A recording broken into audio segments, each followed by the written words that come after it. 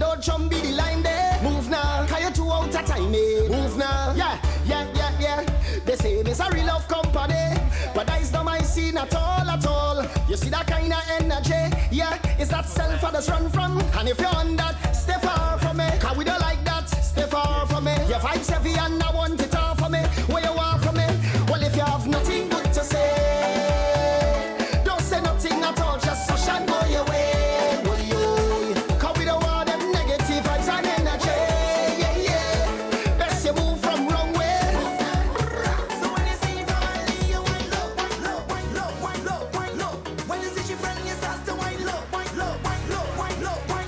Tell me now, your man know that you're out here, getting on bad like that. Girl, what you doing? Tell me now, bro. Your girl know that you're breaking your back, belting your waist like that, jamming on a bumper.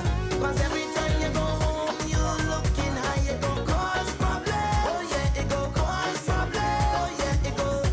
If you're constantly telling lie, it go cause problem. Oh yeah, it go cause problem. You better know, just like on the bed. Don't forget, you must go back home. Go home after the fest.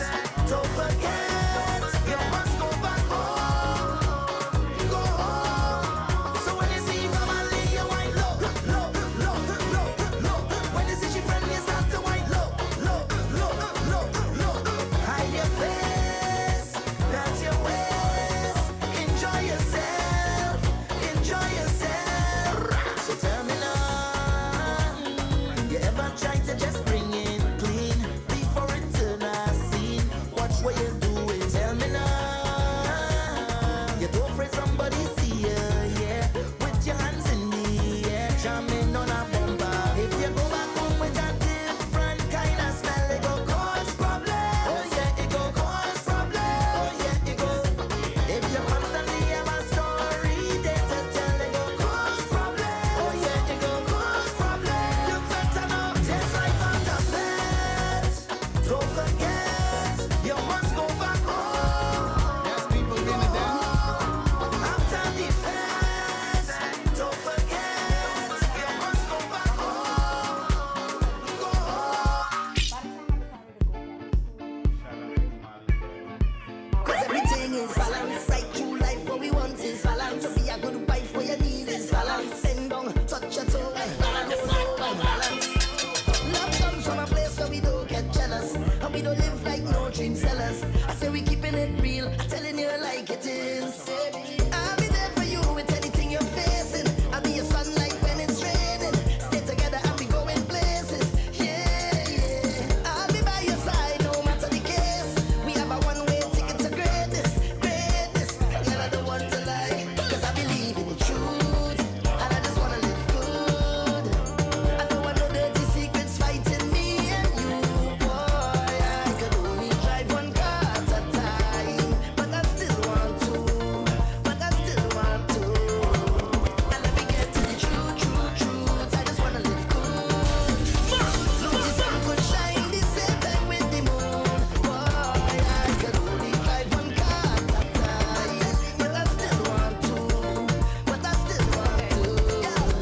I always say, set up.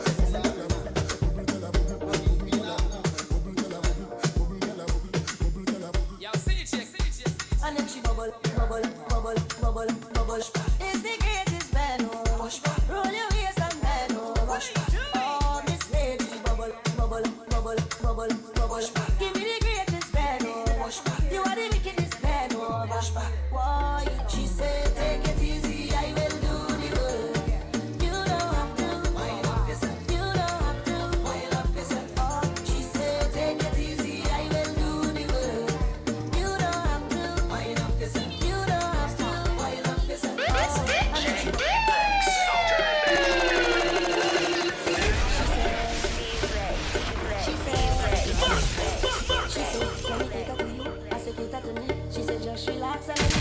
DJ D-Lex. No. She said, take it easy, I will do the work.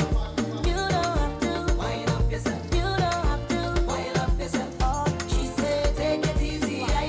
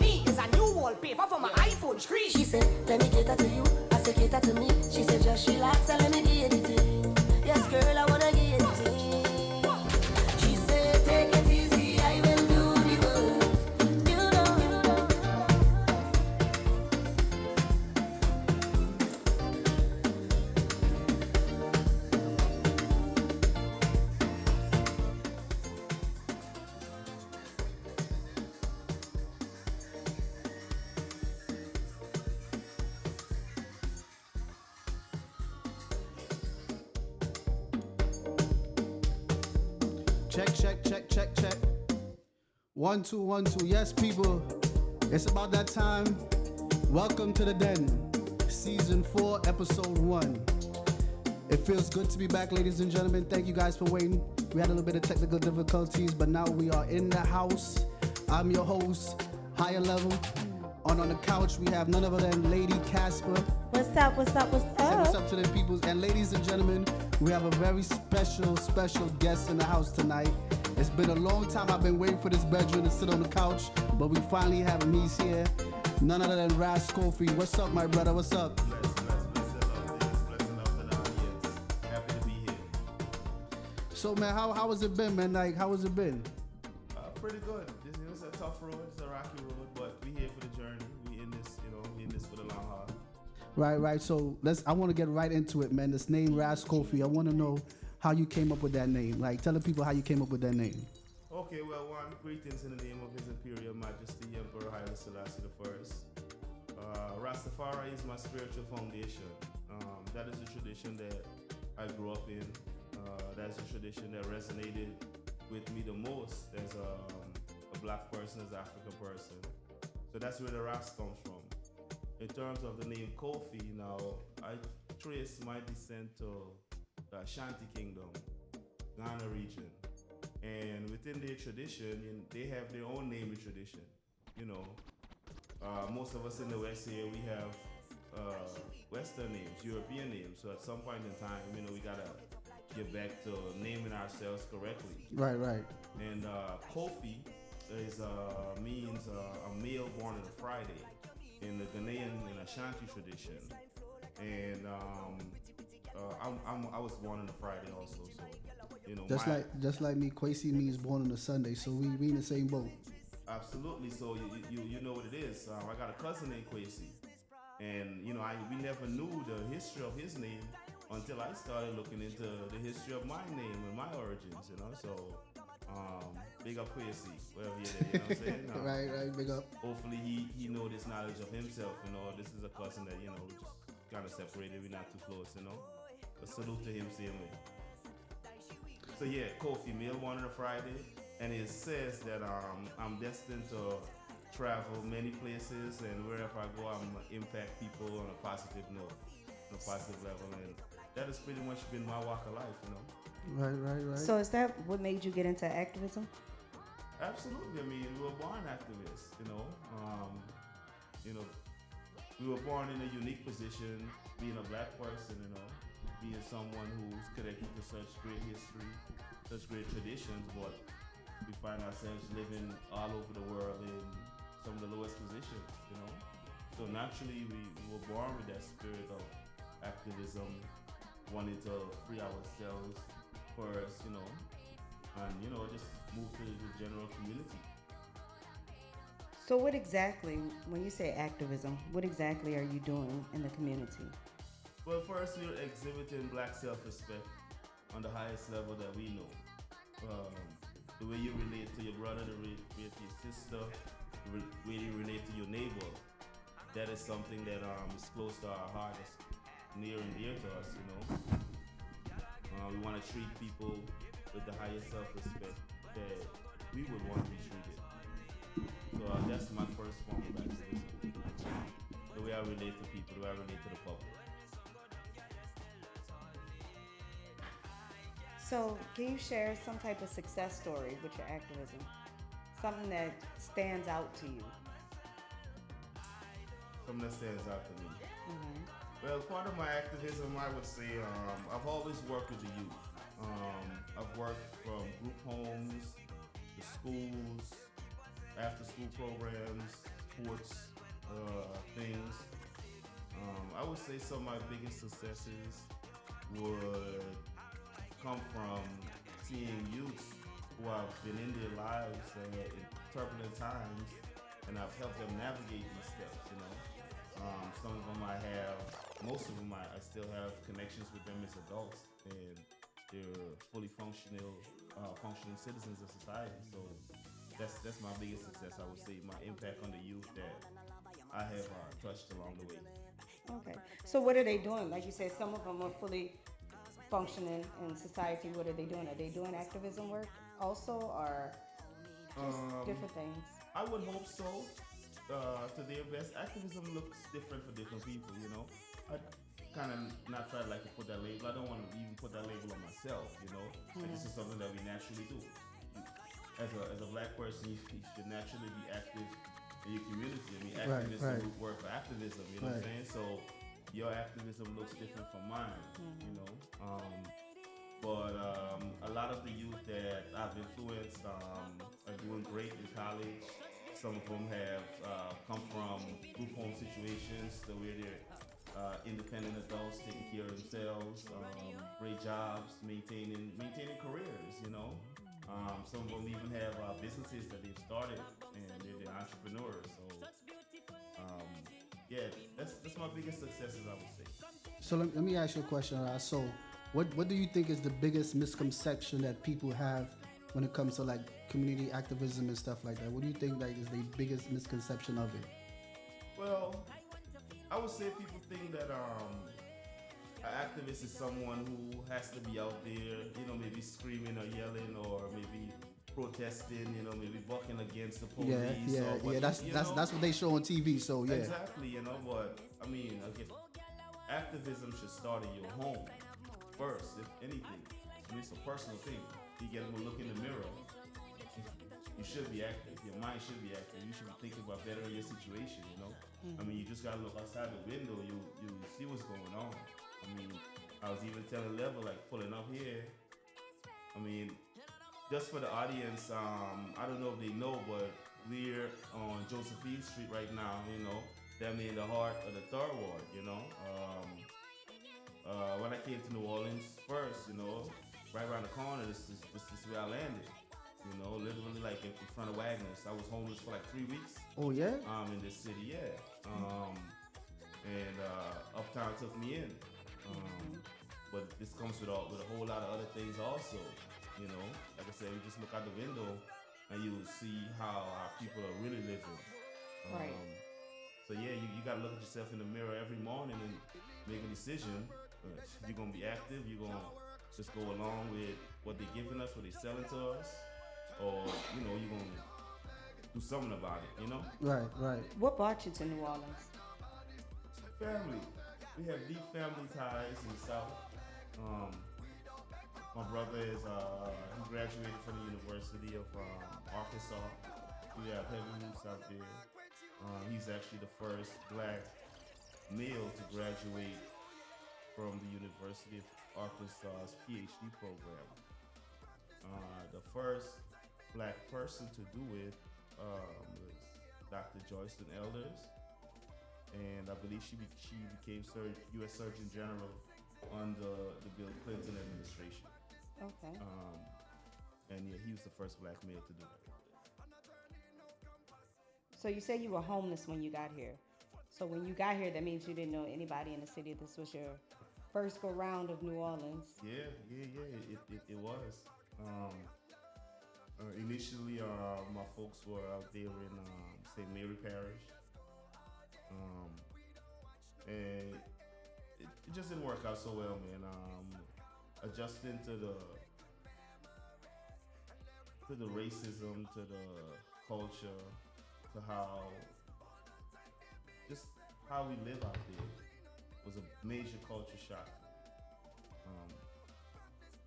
And I had to find the closest urban city. I had to find my people, find my niche, you know. So where are you originally from? Originally, I was born in South America. Oh. Yes. So I'm from the deep South. I'm from the deep South. America is one continent. We make them think that Canada, North America, America is one big continent. You know, we've been moving up and down in this area for hundreds of years. So yeah. Okay. So, Ross, when like something that I want to touch on, I want the people to know for sure because they might not know because I didn't know when I first met you. Like when you say you was a teacher, man, I was blown away by that. Like how did that come about? Okay, well, education is something that we've always held in high regard. Coming from Rastafari tradition, you know, His Majesty pushed education. You know, them single-handedly um, set up infrastructure to educate the entire Ethiopia. So education is something that we hold in high regard. So I was always an educated person, always seek knowledge, and coming with seeking knowledge, there's always people that present themselves to you looking for knowledge, and this is not something for you to keep. It's a waste of knowledge for you to just gather it and just hoard it for yourself. You have to pass it on. So teaching was just something that naturally came out of me. And like I said, I work with the youth like all my life. I'm a big advocate for young people. So teaching now, how I got into formal teaching.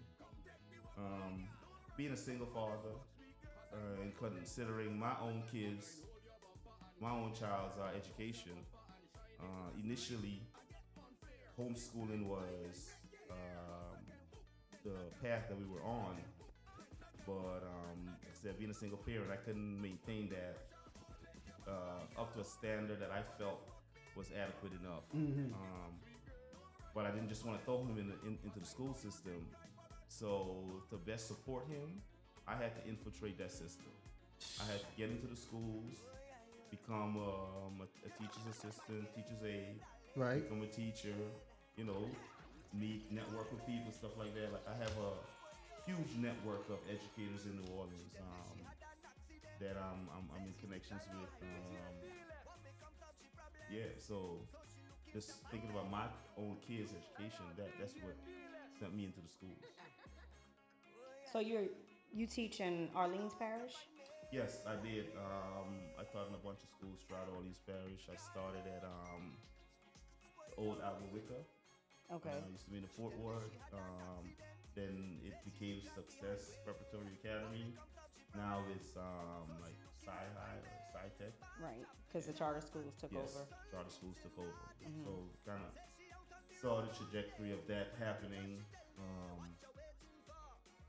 Just thinking about my kid. I'm still not comfortable sending him into these schools. But I strategically go about it. He started at a school that I was teaching at, so I was able to facilitate that and make the connections I needed to.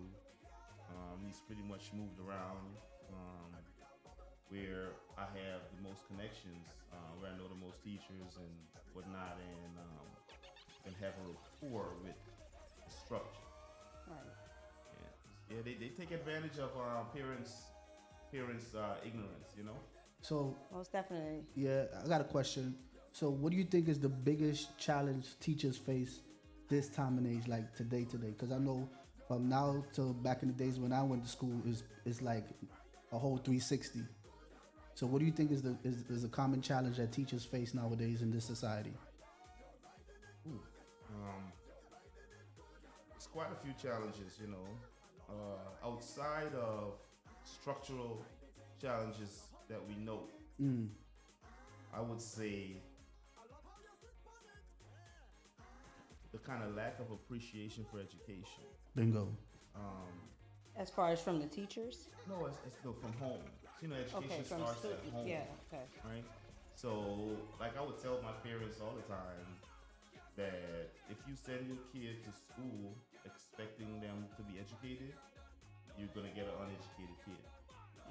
Like education starts at home. Alright, it has to begin at home. It has to be reinforced at home. Then you allow your kid to go out there and be taught by other people. But all the while, you need to be the guiding force in your child's life if you want to educate a kid. Right. I agree. I definitely agree. How do you feel about standardized tests? It's not for everyone. It's very streamlined. It doesn't. It is not a accurate gauge of someone's intellectual abilities. That's what I was saying.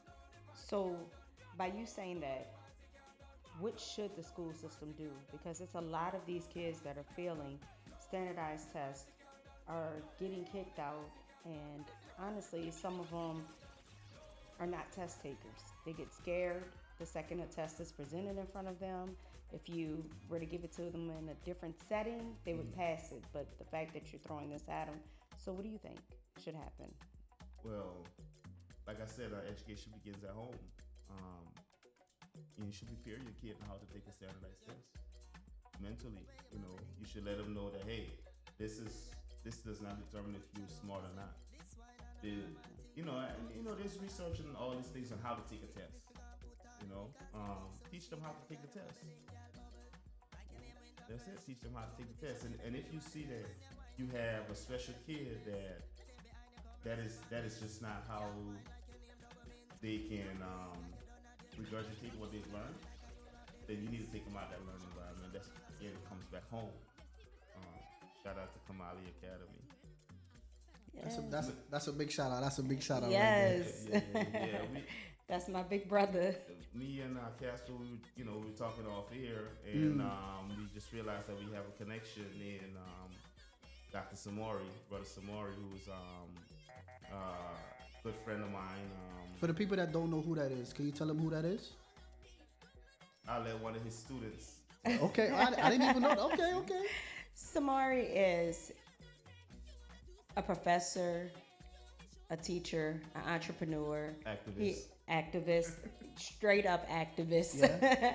He actually has his own school that was built for us, Kamali Academy, and Kamari just travels the world. Like, he's going back to Africa. He moved to Ghana for a while, lived there, was teaching there. Coached the basketball team. He also coaches basketball, right. He has his own clothing line also.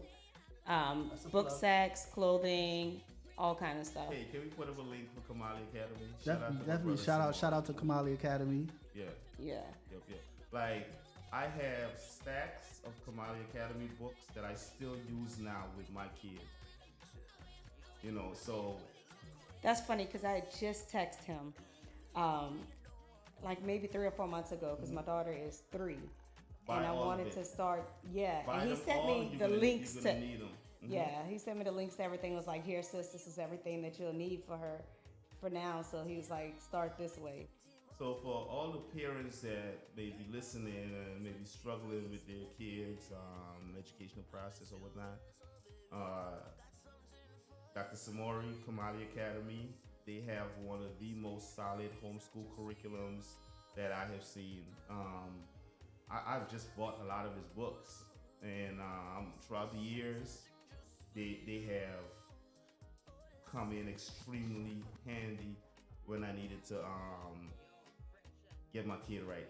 Whenever I needed to step in and be his educator, I used Kamali Academy books. Also, his way of teaching is different with like math. Yes. Even with math, he shows a different way of learning math. But like he said, he goes back to the African-centered education. Right. So that's really cool. Hey, Samori, Dr. Samori is someone you need to interview. Yeah? Most definitely. Look at how this interview just spit. Yeah. Education, man, starts at home. Yeah, it definitely does. So, like, for any one of your students, right? Which one of your students surprised you the most?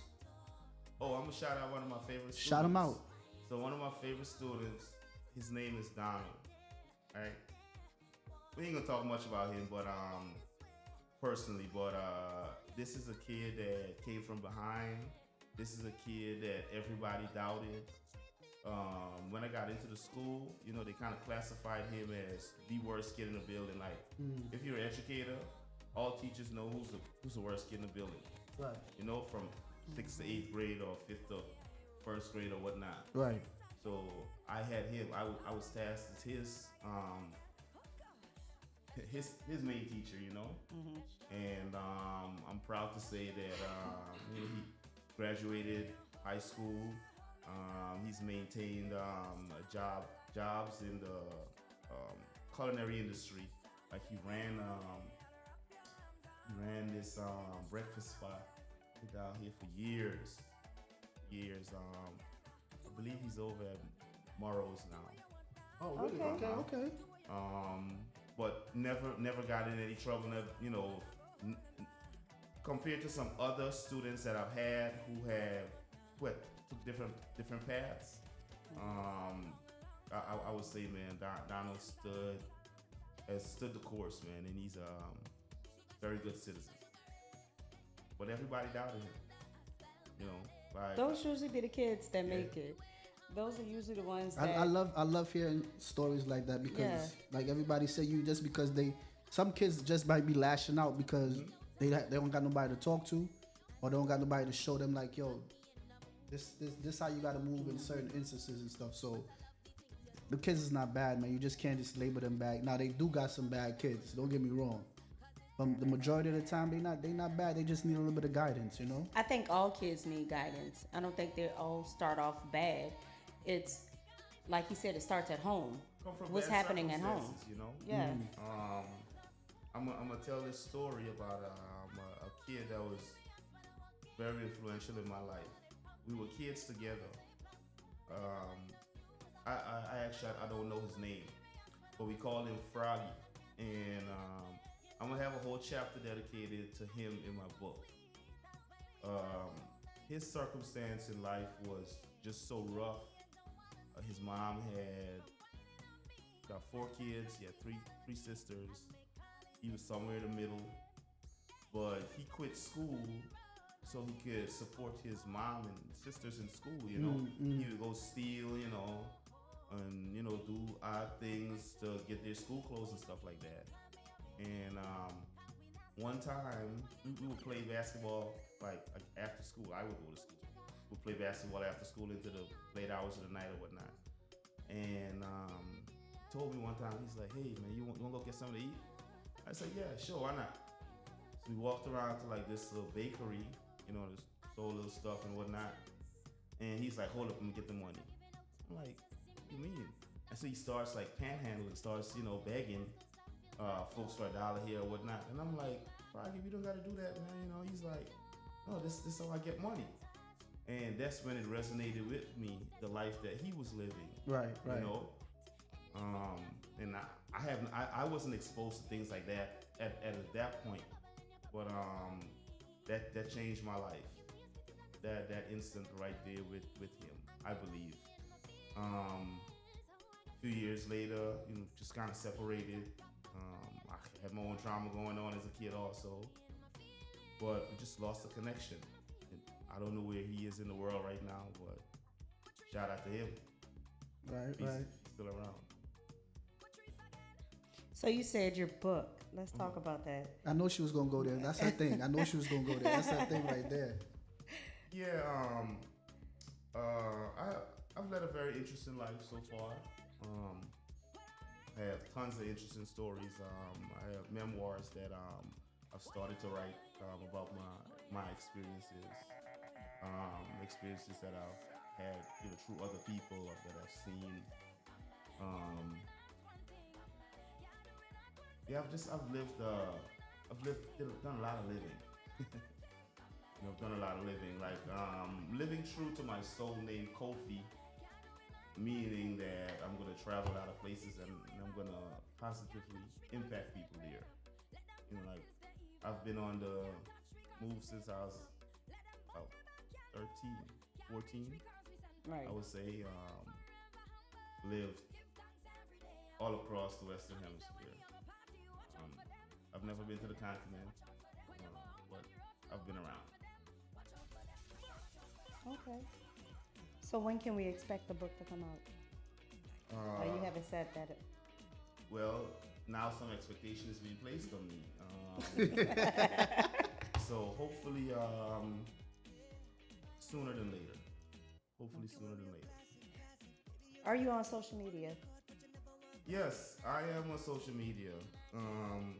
I do have a personal social media, but I'm not going to share that. I can share the social media of one of my business ventures, which is Bayou Budz. A part of my activism also is I'm an advocate for cannabis. Okay. There's things like cannabis activism, but Right. I love plants. I just love plants in general. cannabis plant. So just Kofi, happens to be. let me stop you right there, because that's the next segment I really want to get into. But we're gonna take a little break, pay these commercials. We about to take away DJ Lex, and we're gonna take a 2-3 minute break, and we'll be right back. Nice.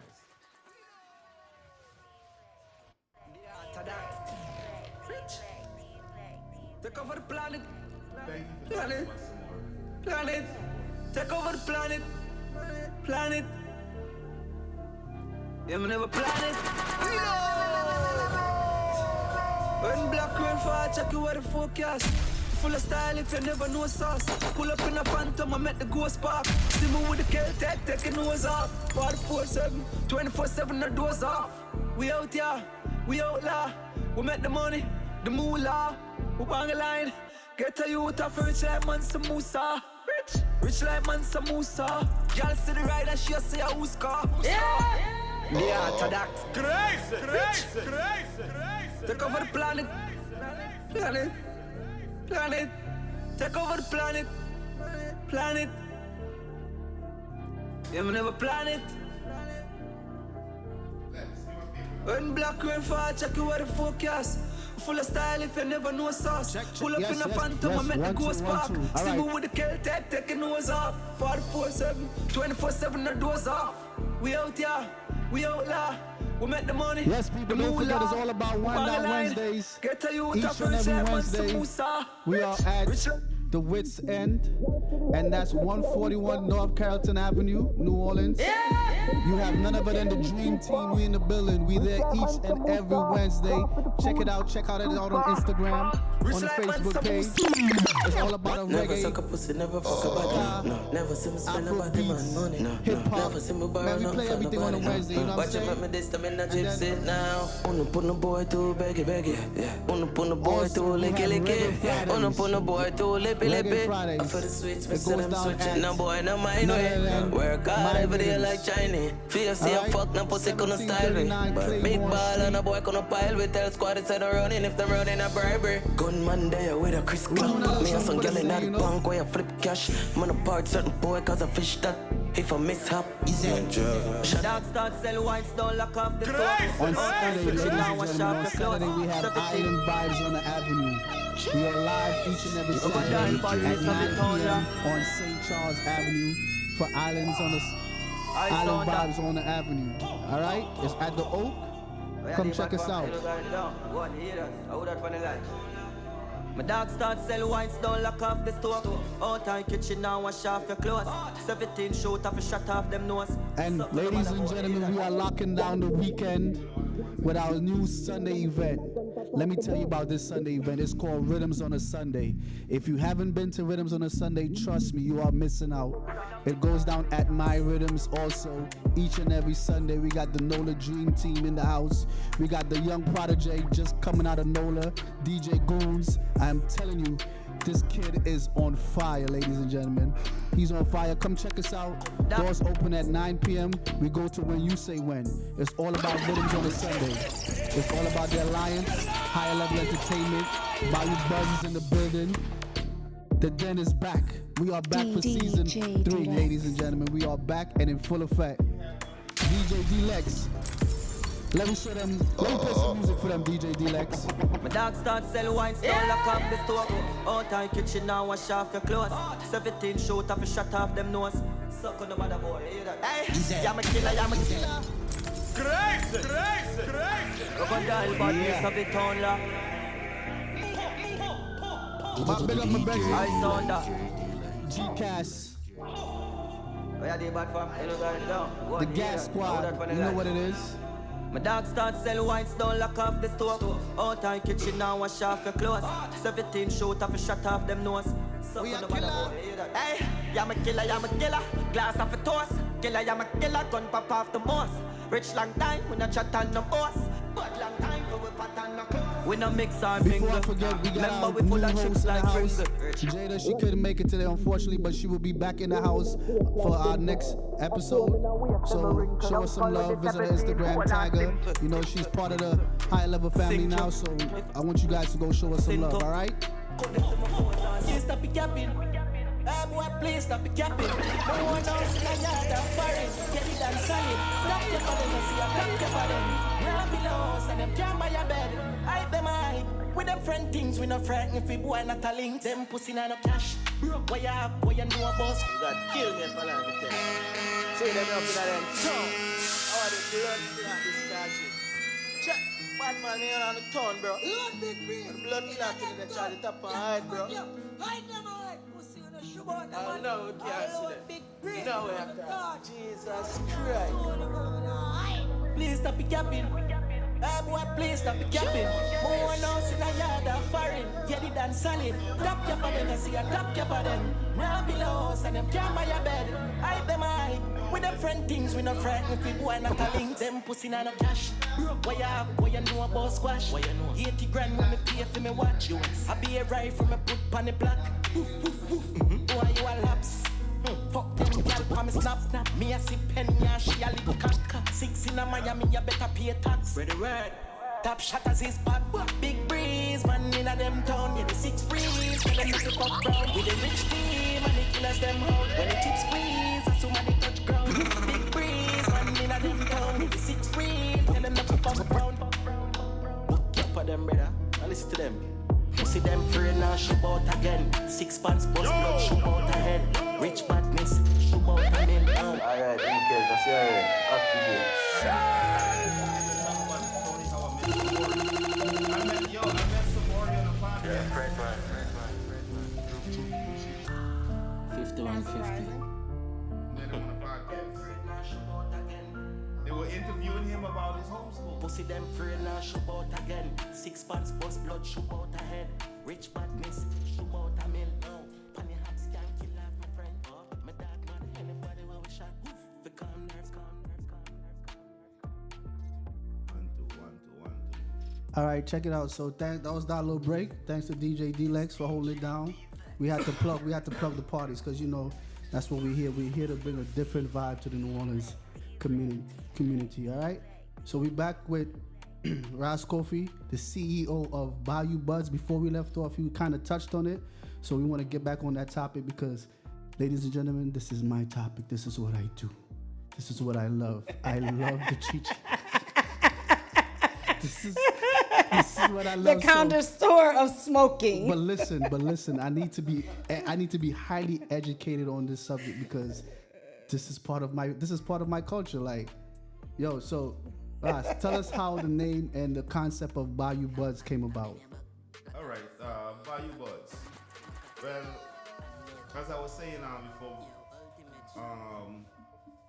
I guess you would say, they would say that I'm a cannabis advocate or a cannabis activist. But really and truly, because of the traditional Rastafari that I follow, and the high reverence we have for this plant and for nature in general, it's only natural that we advocate for cannabis. This is a plan that I've seen actively work in the lives of many people. And our journey as we came here to New Orleans, now you guys hear me say we all the time, because Bayou Budz is a collective. And in general, the work that I'm doing, it is for the benefit of society as a whole, right? I don't consider myself as an individual island. I'm a man, I'm an individual. I have individualistic goals. I'm working for my family, for my legacy, but all of that work translate in terms of bettering, making a better society. I'm really working for the people. I'm working for my community. Like I'm sure you've heard me say before, Bayou Budz is for the people. Right. Always. If this wasn't a plan that I felt that our people needed, that helped us, that I need, I wouldn't be such a strong advocate for it, like I am. So I remember one time me and you was talking and you was like, from back in New York days, how far the marijuana industry have come. Like what's the big difference you see from back then when we were running the streets and to right now to what? Because me personally, that's what I think is going to happen with marijuana, right? just the same exact thing that happened with liquor. You know, I didn't know the liquor company names were last names of people that own the liquor. I didn't know that. So I think when they decide to how they're gonna tax it, or if it becomes legal or whatever, it's gonna be just like alcohol. Quite possibly. Quite possibly. Cannabis is very different from alcohol, though. Alcohol is a vice. It's not a medicine, right? And throughout the history of natural medicines, people have wanted to procure it for themselves. So with this, like, I'm not for them making this a dispensary thing. Like, if you're a patient, if this is something that you need, you should have the right to grow it. Just like how you have the right to grow tomatoes and peppers in your yard, you know. So that is where I want to see this to go. But you know, commercial pressure, capitalism, we know what that does. So it just could end up like how they distribute alcohol to us. So it's not sold in a dispensary. No. So where, if somebody wanted to buy your product, where would they go? Well, if you wanted to get in contact with Bayou Budz, reach out to us on Instagram. So, like, when it comes to like the marijuana industry, right? Your honest opinion, how big you think this industry could get? Can it overtake alcohol? Absolutely. If it hasn't already.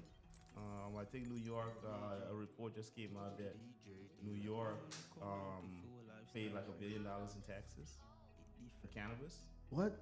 Yeah. Look up that news. I'm sending it to you. I have 3 articles that I need to send to you. Oh, wow. Yeah. So what do you think are the biggest barriers entrepreneurs face when entering the marijuana industry? Well, one, money. You know, it's $1 billion industry. It's not cheap to get in. So that's one of our biggest obstacles. Another obstacle is just stigma and the degree to which our communities were criminalized furthest, which has made some of us ineligible to partake in the capitalism of it. Yeah. So when you say like they like, so if you got a charge with marijuana, right? There's no possible you could open a cannabis. I mean, if you have any felony charge, I believe that would be a barrier. But of course, if you have a lot of money, you know, you can get your record expunged, and you can. There's ways if you have the money. So when it comes to like everything with Bayou Budz, are you like in charge of everything? Like how to, I love the packaging, I love the logo. Thank you. Yeah, like the shit is fire, bro. Like it's like it stands out. You know, like, and I'm not knocking all the rest of the people that got like the cartoon characters and the snowmans and the snowflakes on they stuff, but this is like Yeah, man. This is what you bring into corporate America, like. This is organic, you know. Yeah. This is from the soil. There's a real cannabis culture here in Louisiana that goes back way before me. Louis Armstrong, he was one of the first cannabis activists. You know, you could say. You know, all those great jazz musicians, they were criminalized for their use of cannabis. I did not know that. You know, I mean, yeah, Louis Armstrong never traveled without his reefer. That's a fact. You know. Didn't he get in trouble in like one of the cities he went into? He got in trouble in every city he went into. I remember that story. I mean, he was exiled from Louisiana, from New Orleans. You know? Yeah, he got in trouble in every city that he went to. So they even locked him up too? Yeah. They went as far as to lock him up? I'm sure he's been arrested before. You can, you know, I don't know the details of it, but I mean, this man was an activist, you know, by all conventional definitions, you know, Ray Louis Armstrong was an activist. So yeah, he advocated for cannabis on the highest level. So I had just said something about the rapping, right? Like, what trends today you see moving forward that's gonna shape the way of how marijuana is perceived to be like? So, like, it's interesting you mentioned the rapping, right? Because you know, not to knock any other brand that's out there. I support them all. I want to see more of us in this space. But I don't like the cartoonish brands. I don't like anything that's for adults that appeal to children. I don't like anything that is any adult product. I don't like it being marketed to kids. I wouldn't want cartoons on condoms. You know what I'm saying? I don't want little kids thinking about buying condoms. You know? Right. I don't want little kids thinking about procuring Bayou Budz or any other cannabis product. You know, the packaging, the design, organics came from within. Bayou Road is, I believe, is the first road or first street in New Orleans. It's a deep connection to African people with Bayou Road. You know, of course, you know, we know that it's a cultural hub. Yeah. It's been a space that the reggae community gathered for years and years. We have history on Bayou Road, like real history. And now the they're trying to Budz. gentrify it. Yeah, Bayou Budz came out of that history. Okay. Sick. Like, not to be off track, the topic that we're on, but you mentioned like the reggae community, the reggae culture in New Orleans. How do you feel about that?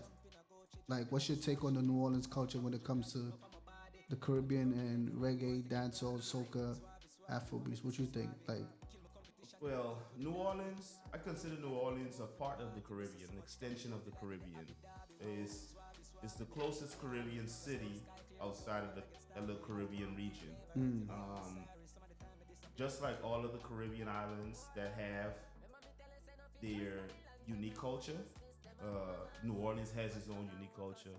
Trinidad has soca, Jamaica has reggae, Haiti has the Creole compo music, zouk. I lived in an island called Dominica for about a year or two. They have zouk. They speak English, but they have heavy French influence. They have their own music. New Orleans has its own music, and like every other Caribbean island, they naturally reject the things from the other islands, right? Even though they may accept them, right?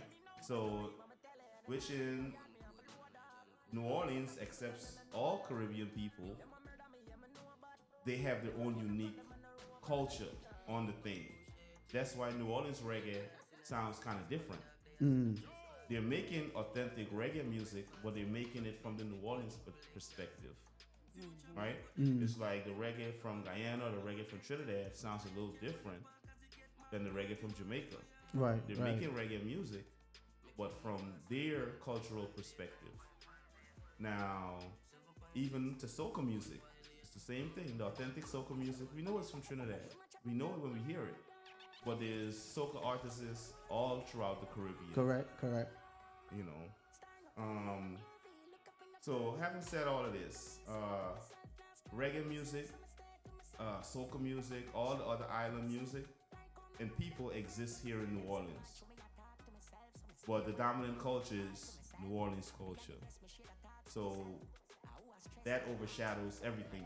That dominates the scene. And it kind of, because it causes competition, you know? Which it all should be healthy because we're all uplifting our culture. You know, this is not something that we all own, you know, this is for us. We don't individually own it. So I just hope the reggae scene, you know, work together more with each other. It is definitely indigenous here, reggae music, even on the Rastafari level. His Majesty came here. You know, His Majesty came to New Orleans, so Rastafari is indigenous here. Marcus Garvey lived here. He was deported from Algiers. So yeah, man, New Orleans is a full-fledged Caribbean culture, in my opinion, in my feeling. I must agree. I mean, think about if we were in Jamaica trying to push soca. Yeah, you can have a soca club or a night or two, but that is not the dominant thing in Jamaica. Right. You know.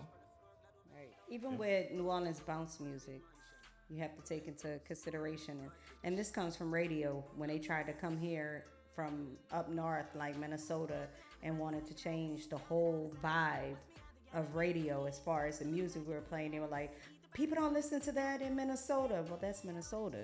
New Orleans wasn't receptive to that change. People here were like, well, we don't want it. We don't want to hear that. We have our music. You know what I mean? So, yeah, it's just a difference. And the funny part is the music is not that far off. It's not. It's if you listen to it, the cadence is kind of the same, like to soca music. I can't say the reggae, but the soca music. We're a very diverse people, man. You know, we created so many genres, you know. So We did. we hear the differences. We know, we definitely do. We know the differences. We could easily pick them up. Other cultures, not so much. Yep. You know, but we get it.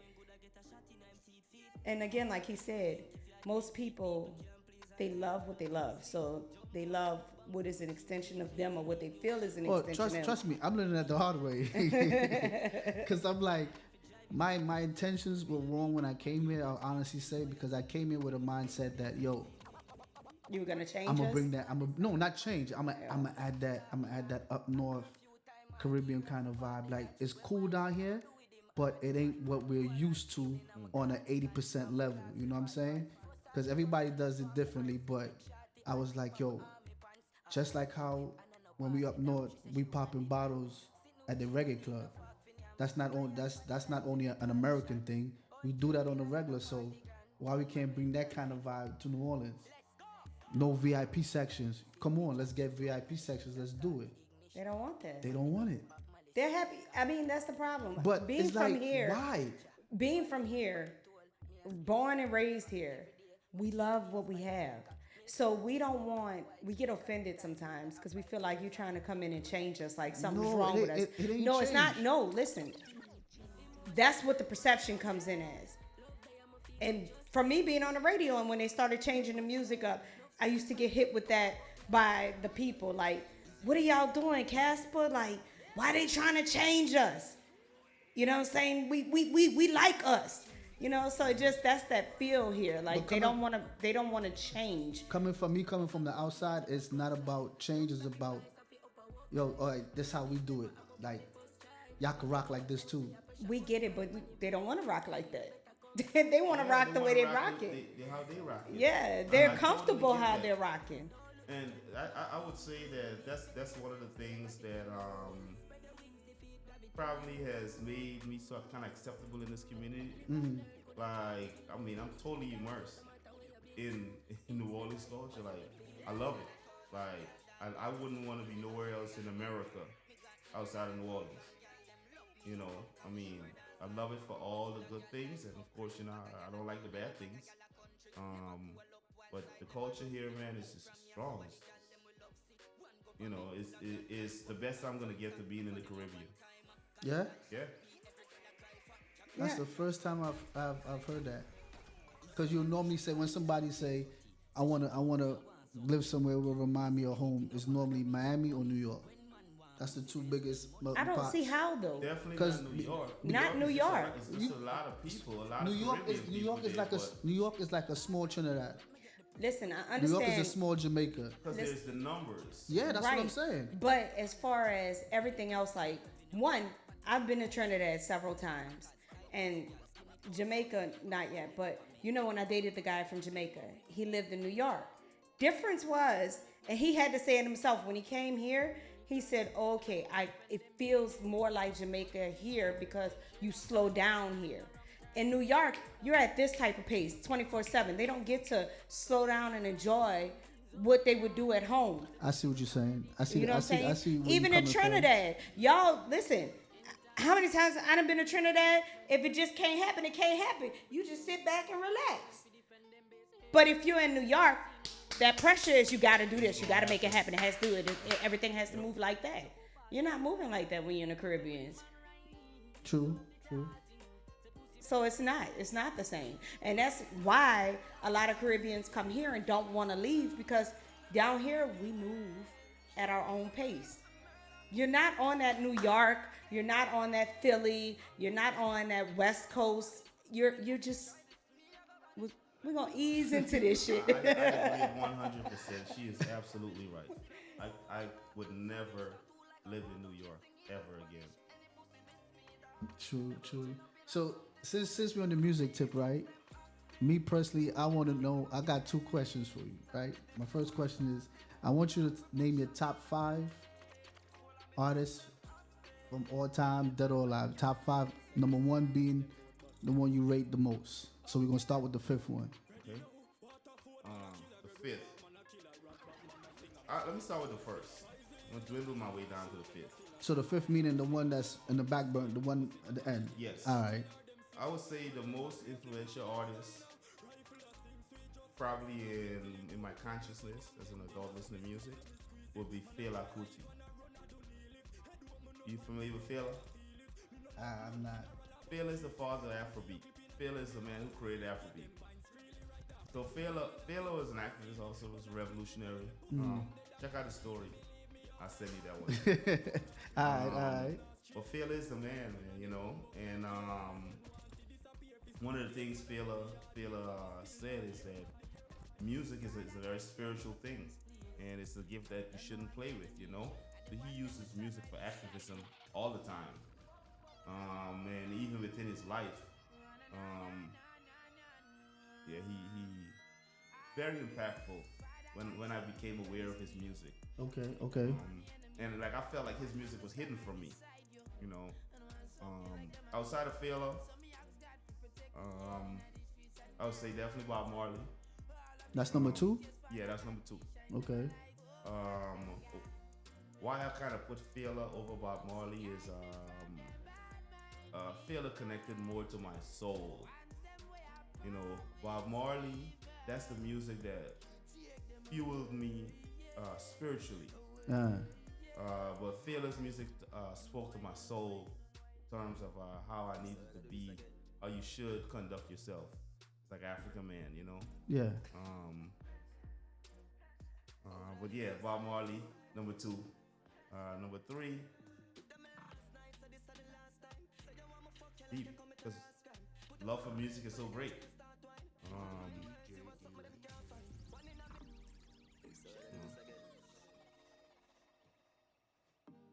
Number 3 is deep. But I would say as of recently, as of recently, but I would say Vybz Kartel is a very influential artist in my life, because his music is what brought a lot of us into kind of adulthood in reggae music, the dancehall thing, and also the passion in his work ethic, like them things kind of go hand in hand with his music. You know, he had tragedy in his life, incarcerated for a long time or whatnot.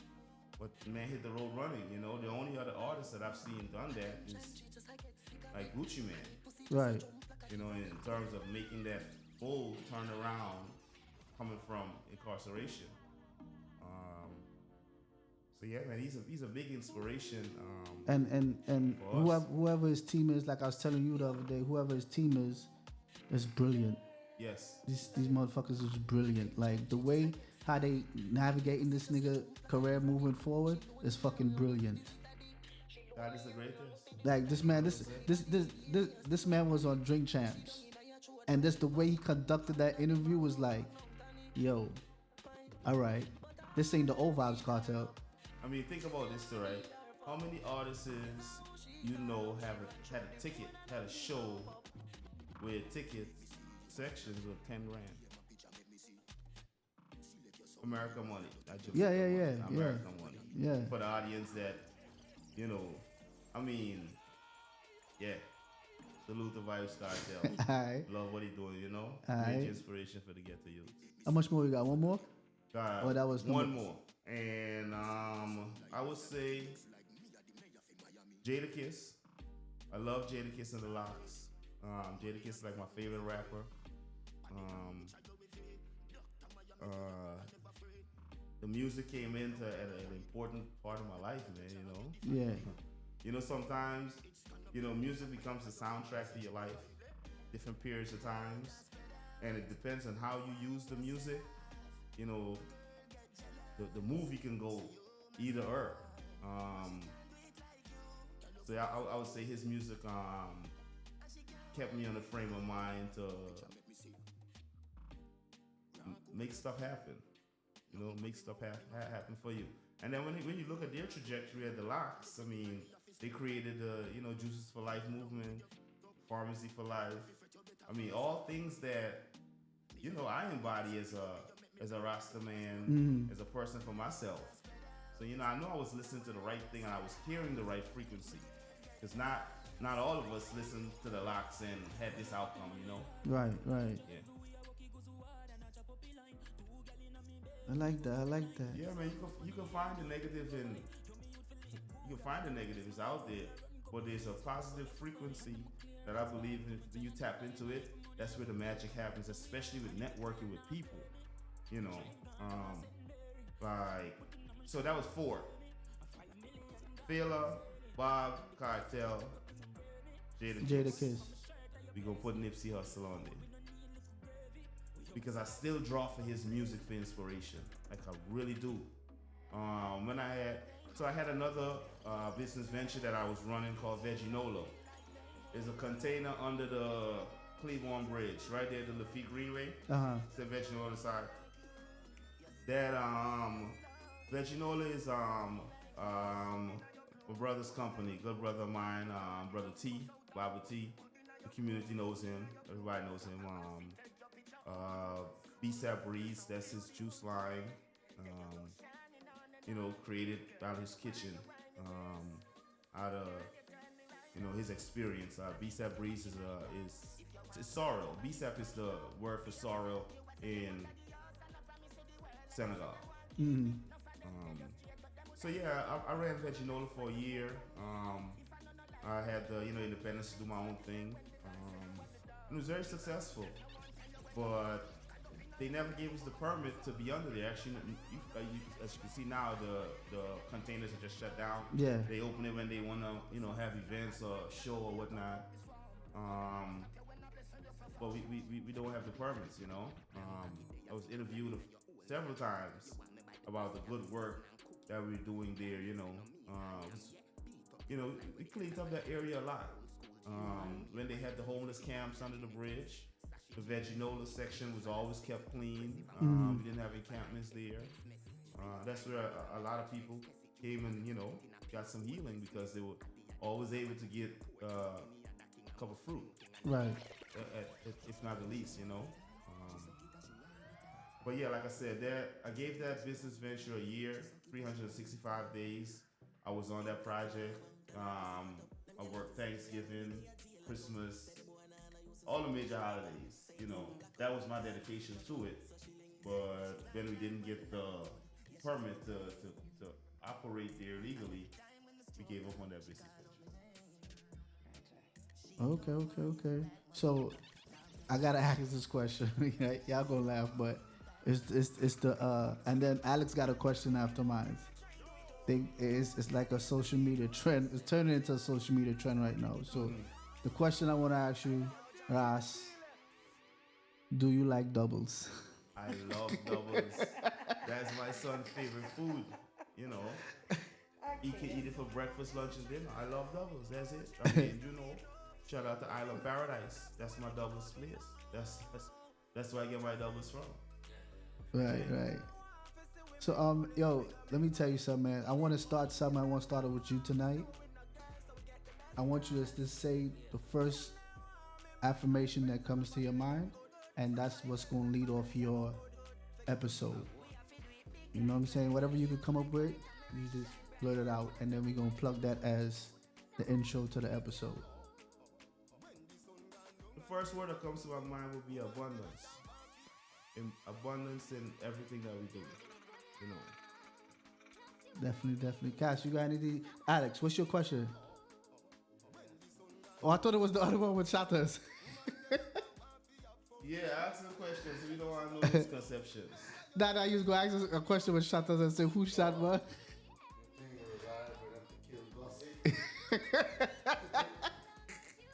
This man. Yeah, well, this is what, from you, the Shatta, right? And that's something that you should talk about because it's a misconception of these kinds of things. Like, Shatta culture is for real. Like, this is something that's a culture that people live and die by. It's like the drill culture from New Orleans, not New Orleans, drill culture from Chicago, badness, gunman business, that's not something we deal with as Rastafari, But in that culture, from somebody cross you, you have to cross them out. That's just how that goes. So Gussie was a shotter, so Gussie know where I'm signing. Great answer. So the man said, right? Did the man say in the movie too, right? Yeah. Yeah, Gussie was a shotter, so you know where I'm signing for. Yeah, move it, come on. That's why I know why I do that top chip. All right. Cash, you got anything you want to add? No, I think I'm good. So listen, man, it's been a pleasure.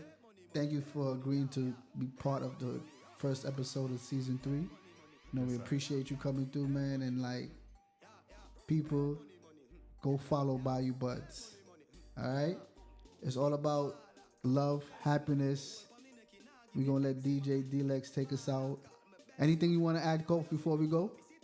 I want to say give thanks, man, for bringing me on here. I would say I was a little nervous. You did fine. Camera, lights, action, like I'm action in real life, but without the camera or the lights. Yeah. But I'm happy to be on here, man, and I'm proud of what you're doing, bro. I love what you're doing. This elevates culture in New Orleans. Right. Not only Caribbean culture, not only reggae, so this elevates culture in New Orleans. I mean, we're sitting out here with Casper, and our connection is probably stronger than our connection. Right. So I was happy that we were able to talk about Kamali Academy and the great work that Dr. Samori has done and is still continuing to do, Yes. If you guys will have me again, I look forward to being a future guest on Most the Den. definitely. I agree to that. I could even think further than that. Like when we do have, what's his name? Samari. Dr. Samari. Yes. You can be a guest host, to Absolutely. be part of that interview. Absolutely. I got the questions for Dr. Samari. See, there we go. And That's it right from there. the perspective of a parent and also educator, I'm sure I have some questions that our audience would love to hear answered. Right. Definitely. I'm with it. Well, ladies and gentlemen, you have been tuned into HLE Television, The Den Season 3, Episode 1. We're in the house, so don't forget to join us 2 weeks from now when we'll be shooting our next episode. All right, so share the live, share the content, leave a like, leave a message. Let us know what you think of this episode. We're going to be posting snippets soon. And DJ D-Lex, do your thing. Saga.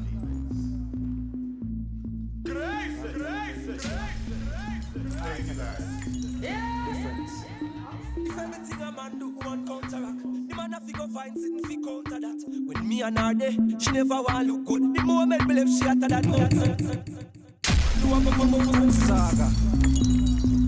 Easy. Crazy. Orthodox. Difference. If everything a man do, one counteract. The man have to go find something fi counter that. When me and her there, she never want look good. The moment believe she hotter than nonsense. I be a liar, tell you I go come out on top. Who a go be the first one to come out and stop?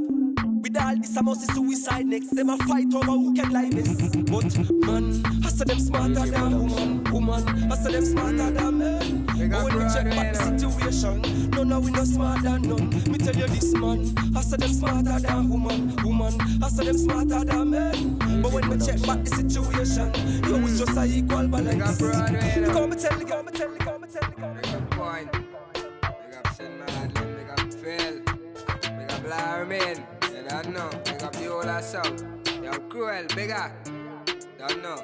Yeah. Broadway, touchdown. Touch your hands, every house burn down. The semi-automatic make your boss shop down. Eat up the wall like a pack of ping pong, yeah. Rondo, touchdown. Touch your hands, every house burn down. The semi-automatic make your boss shop down.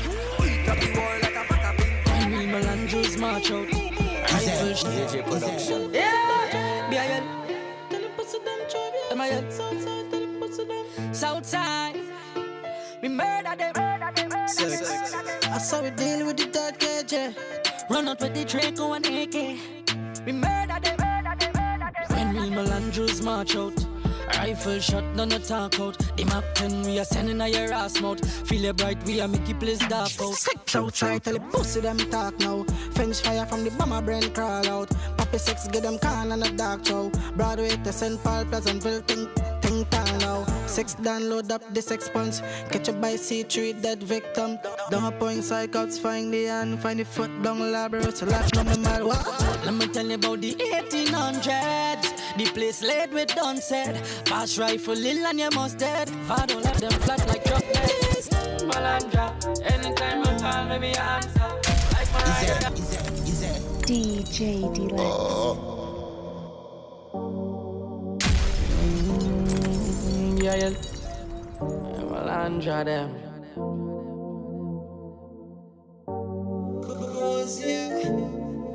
Bly. Malandra, anytime I call me be answer. Like my rider guy, you never ask for. Hard copy like from the Malandro. I me never tell a lie fit. That's why she really want to ride it. Hope she boyfriend don't fight it. But she drop a man down on my dick. Yeah. Sit down pan it, sit down pan it. Breathe don't panic, please don't panic. Deep throat from it, deep throat from it. Let me show slam it, it's pure magic. Your pussy not ordinary. Your pussy not ordinary. I mean fuck out your belly. I ain't great like just borrow the NA. Oh yeah, she such a bad. Holy if I really me see them try tie down. You know them can't tie down me. Yo Marcus. Unruly. Firm and strong, them can't ever get rid of me. Holy if I really me see them try tie down. You know them can't tie down me. Man boss way and